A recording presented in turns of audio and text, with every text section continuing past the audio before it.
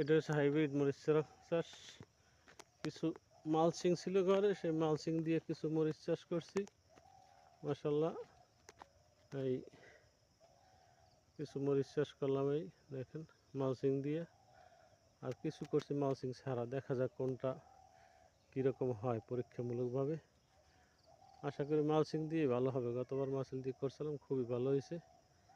এবছর আবার নতুন করে রোপণ করলাম। ডাইলে স্পেয়ানির হাইব্রিড মরিচ চারা, এগুলো রোপণ করছি, রোপণ করা হয়ে গেছে অলরেডি।